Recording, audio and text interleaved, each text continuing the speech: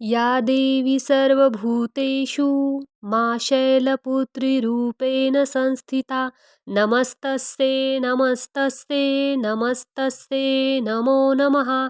नवरात्रीच्या पहिल्या माळीच्या पहिल्या दिवशी खूप खूप शुभेच्छा. आणि हे बघा, स्थापनेचा पहिला दिवस 22 सप्टेंबर 2025 वार आहे सोमवार. आज देवी शैलपुत्रीचे सर्वच भाविक भक्त मनोभावे पूजा करत असतात. आजचा रंग आहे पांढरा. पांढरा रंग हा शांतता आणि सात्विकतेचा प्रतीक आहे. त्यामुळे सकाळ सकाळ पहाटे उठून छान अशी देवपूजा करून घेतली मी.